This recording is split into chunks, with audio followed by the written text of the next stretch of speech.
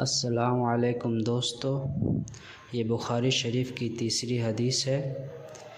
اس حدیث سے ہمیں معلوم چلے گا کہ قرآن کی سب سے پہلی آیت کیسے نازل ہوئی۔ آئیے جانتے ہیں۔ بسم اللہ الرحمن الرحیم۔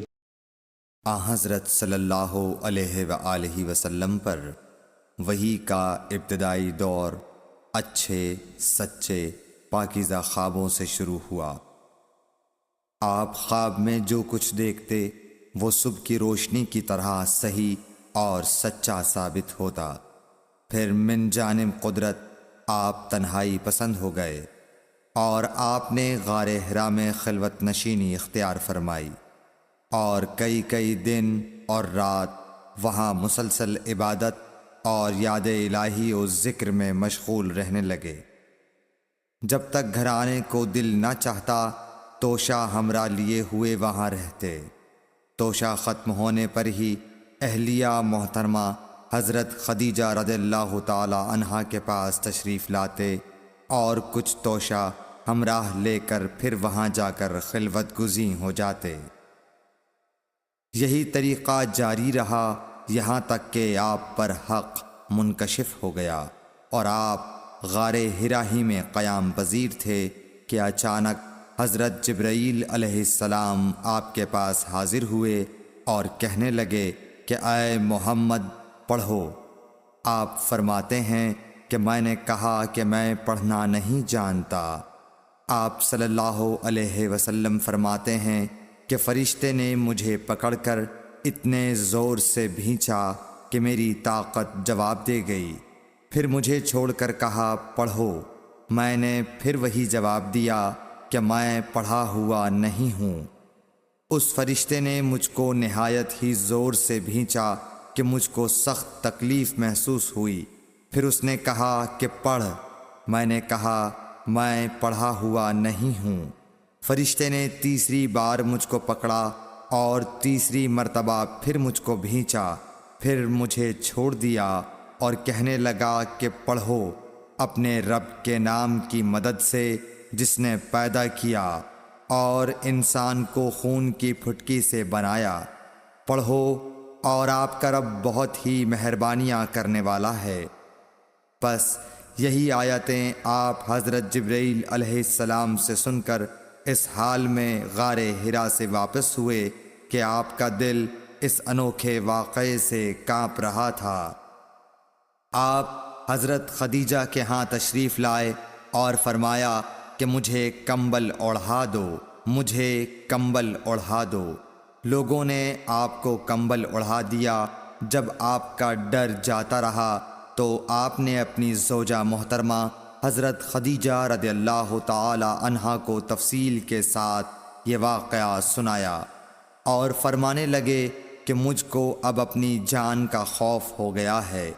آپ کی اہلیہ محترمہ حضرت خدیجہ رضی اللہ تعالی عنہا نے آپ کی ڈھارس بندھائی اور کہا کہ آپ کا خیال صحیح نہیں ہے۔ اللہ کی قسم آپ کو اللہ کبھی رسوا نہیں کرے گا۔ آپ تو اخلاق فاضلہ کے مالک ہیں۔ آپ تو کنبہ پرور ہیں، بے کسوں کا بوجھ اپنے سر پر رکھتے ہیں، مفلسوں کے لیے آپ کماتے ہیں، مہمان نوازی میں آپ بے مثال ہیں اور مشکل وقت میں آپ امر حق کا ساتھ دیتے ہیں۔ ایسے اوصاف حسنہ والا انسان یوں بے وقت ذلت و خواری کی موت نہیں پا سکتا۔ پھر مزید تسلی کے لیے حضرت خدیجہ رضی اللہ تعالی عنہا آپ کو ورقہ بن نوفل کے پاس لے گئیں جو ان کے چچا زاد بھائی تھے اور زمانہ جاہلیت میں نصرانی مذہب اختیار کر چکے تھے اور عبرانی زبان کے کاتب تھے۔ چنانچہ انجیل کو بھی حسب منشائے خداوندی عبرانی زبان میں لکھا کرتے تھے۔ انجیل سریانی زبان میں نازل ہوئی تھی، پھر اس کا ترجمہ عبرانی زبان میں ہوا۔ ورقہ اسی کو لکھتے تھے۔ وہ بہت بوڑھے ہو گئے تھے، یہاں تک کہ ان کی بینائی بھی رخصت ہو چکی تھی۔ حضرت خدیجہ رضی اللہ تعالی عنہا نے ان کے سامنے آپ کے حالات بیان کیے اور کہا کہ اے چچا زاد بھائی، اپنے بھتیجے محمد صلی اللہ علیہ وسلم کی زبانی ذرا ان کی کیفیت سن لیجئے۔ وہ بولے کہ بھتیجے، آپ نے جو کچھ دیکھا ہے اس کی تفصیل سناؤ۔ چنانچہ آپ صلی اللہ علیہ وآلہ وسلم نے از اول تا آخر پورا واقعہ سنایا، جسے سن کر ورقہ بے اختیار ہو کر بول اٹھے کہ یہ تو وہی ناموس معزز رازدان فرشتہ ہے جسے اللہ نے حضرت موسیٰ علیہ السلام پر وحی دے کر بھیجا تھا۔ کاش میں آپ کے اس عہد نبوت کے شروع ہونے پر جوان عمر ہوتا، کاش میں اس وقت تک زندہ رہتا جب کہ آپ کی قوم آپ کو اس شہر سے نکال دے گی۔ رسول کریم صلی اللہ علیہ وآلہ وسلم نے یہ سن کر تعجب سے پوچھا کہ کیا وہ لوگ مجھ کو نکال دیں گے، حالانکہ میں تو ان میں صادق و امین و مقبول ہوں؟ ورقہ بولا، ہاں یہ سب کچھ سچ ہے، مگر جو شخص بھی آپ کی طرح امر حق لے کر آیا لوگ اس کے دشمن ہی ہو گئے ہیں۔ اگر مجھے آپ کی نبوت کا وہ زمانہ مل جائے تو میں آپ کی پوری مدد کروں گا، مگر ورقہ کچھ دنوں کے بعد انتقال کر گئے، پھر کچھ عرصے تک وحی کی آمد موقوف رہی۔